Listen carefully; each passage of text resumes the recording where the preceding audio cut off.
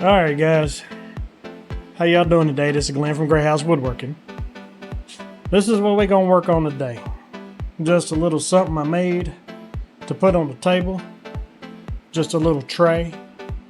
I got a couple pictures that I put out there with the dark candle holders in it.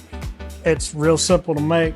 Takes a couple screws, a little bit of shellac, a little bit of stain.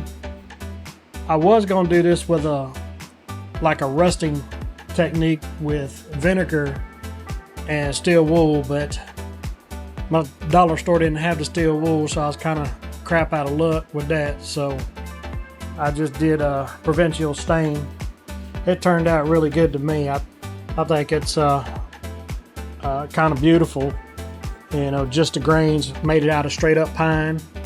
I tried to keep the knots and the grains together as best as possible, but you know, you can use different kind of rope for the handles. You know, this is what actually my daughter had.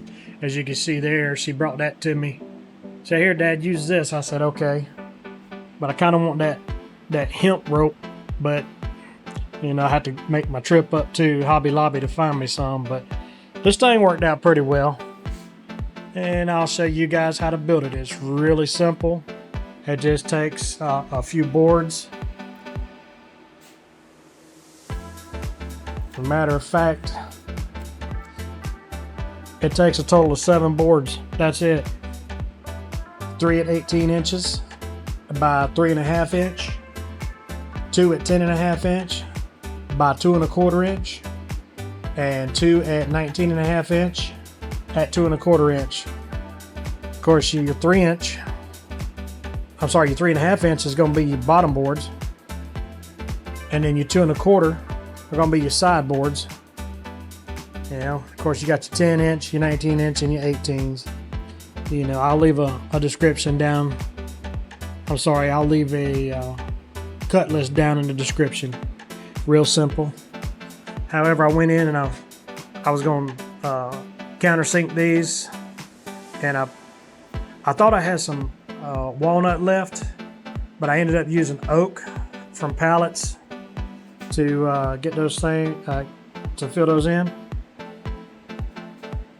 I wished I had walnut to make it stand out, but the oak stands out a little bit. Not as well as I wanted though, but it does the trick. You know, it's still a beautiful box. Anything made out of wood is basically beautiful.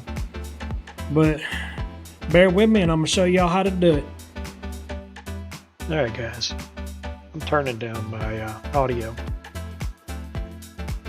because for some reason it was really low. I had a hard time hearing it. I could hear more background noise. I think my mic wasn't working that well. But basically I'm just laying out for the bottom boards here. Like I was saying earlier, you know, they were 3.5 by 18 inches. This was out of a 1x12. I still had some left over, which cut out really well. And then, unfortunately, this board had a little cup in it. And when I realized it, I actually had to shrink it down some. So my cuts are just a little bit smaller than normal. And I had to go back in and trim down my 10.5s for my each sideboard to compensate for that.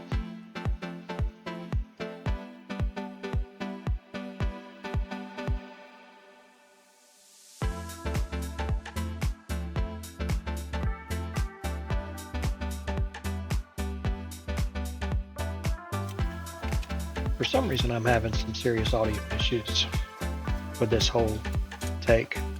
But right here I'm cutting out my sideboards, the 2 19s by 2.5s and the 2 10s by 2.5s. So I'm also trying to compensate for the little cup my 1x12 has. And it was a little strange there with that cup in it, but it still turned out pretty good. Now I'm actually cutting everything down to just over the correct length. I think I gave it about right about a 1/4 inch over the actual correct length of everything. and then I'll zero in once I make sure everything's coming out pretty good. I'll go ahead and zero in on the exact length that I need.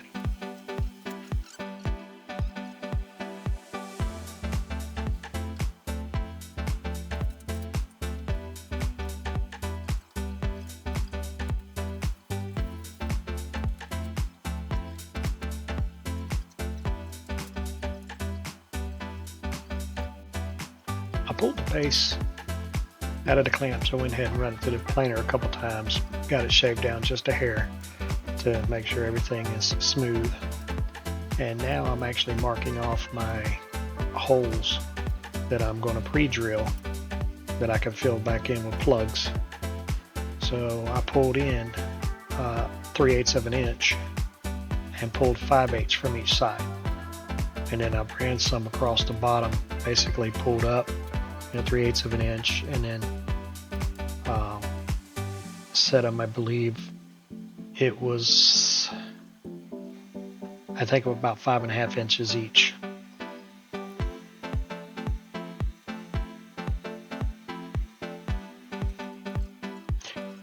Once I finished drilling my countersink holes, I went ahead and actually drilled out, or pre-drilled, the holes, that way I don't crack the wood.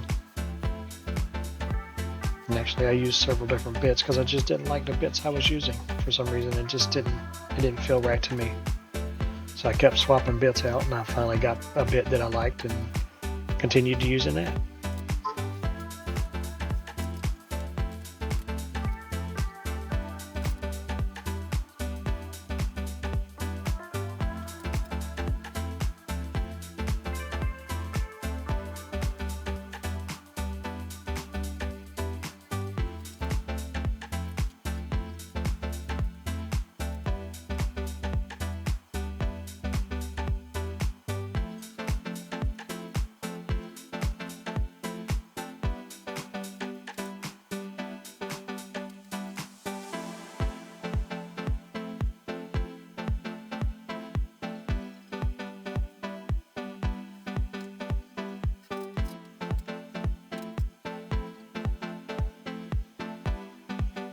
Yeah, I'm just continuing putting the frame together. Glue, screw, using the patented glue spreader. Each one of us got one. We all put a patent on it. As you can see here, that it's square as can be. Everything's fitting together really well, and I go ahead and drop those 3 screws in on the side. This thing, like I said, was real simple to put together. It's real easy. I actually enjoyed a quick project like that.